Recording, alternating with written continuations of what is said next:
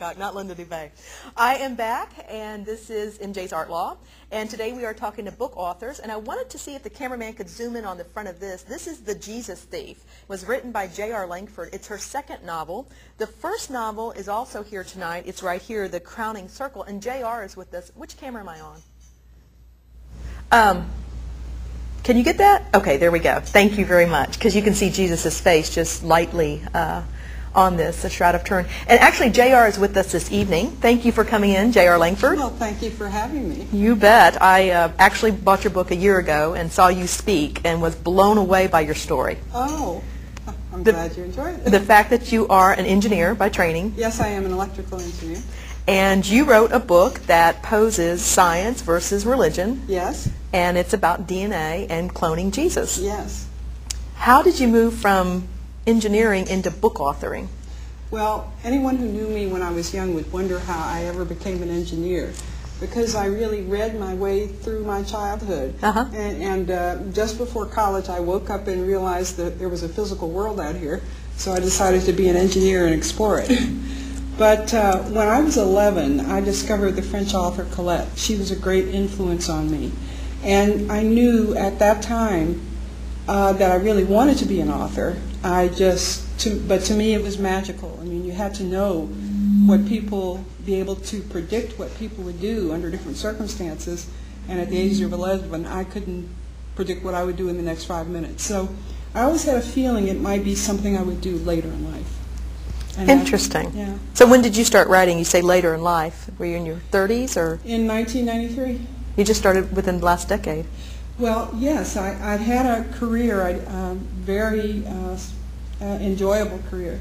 I'd worked for the organization that writes standards for world products. I held the U.S. Secretariat of one of the technical committees. In fact, I was the first woman in any country put in that job. So I read that in your bio. I sort of broke the barrier there. But I did that work. That was the last job I held, and I did it for 12 years. I enjoyed it very much. It took me all over the world. And but we accomplished our initial goals. And then my husband told me that it would be okay with him if I was in the country more. So we talked about it, and he encouraged me to quit and try my hand at novels. And your husband's actually supported you all along in the writing endeavor. Absolutely, for years, long before I was published. And on this book, he actually, you went to Rome.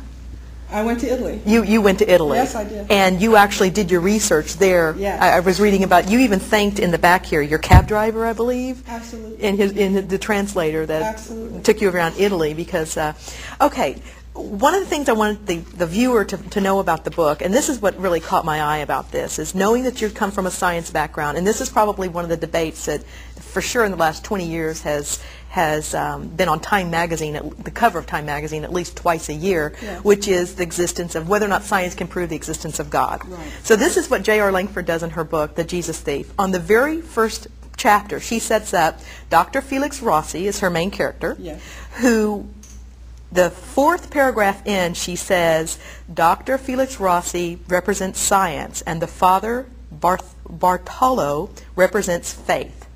An often uneasy alliance, but not today, because science and faith come together because they want to prove the existence of Jesus through the Shroud of Turin. yes. But the doctor has another motive. Yes, he quickly has another agenda.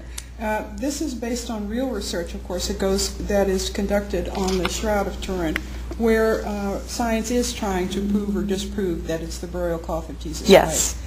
I saw a documentary about this work in 1999, in which that's when I discovered there really is blood, type AB male blood on Yes. the shroud, which is a compelling piece of information.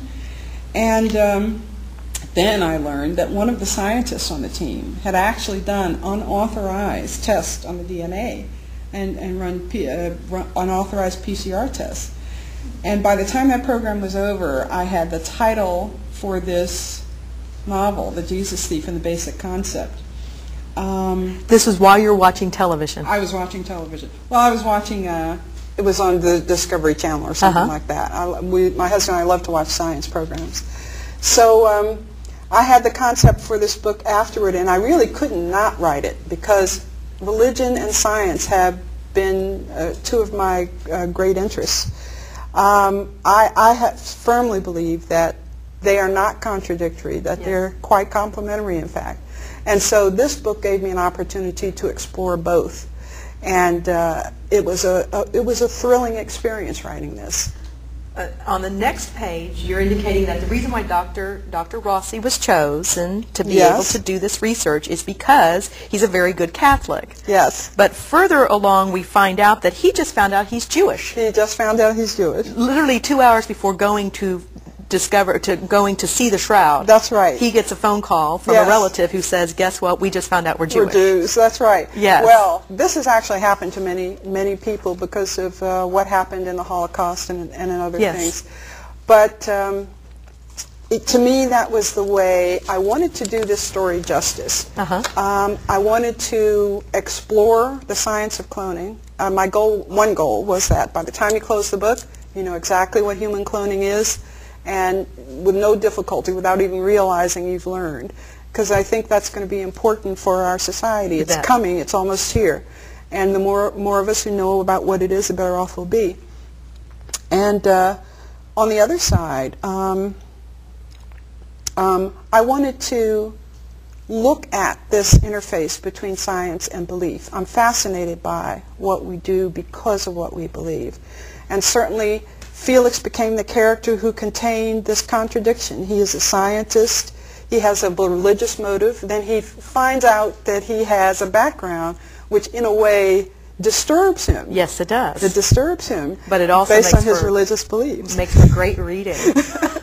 So you mentioned there's some miracles that happened that allowed for you to actually get this book out. Yeah. And one of the miracles is that your brother's a doctor in New York, and he saw someone at a party that you want to play in the movie of this book. Who was that person? That's the actress Alfre Woodard. Yes. I've admired her work for many years, and more of us will get to admire it because we've just learned that she's going to be the newest person on Wisteria Lane. She's going to join the cast of Desperate Housewives shortly.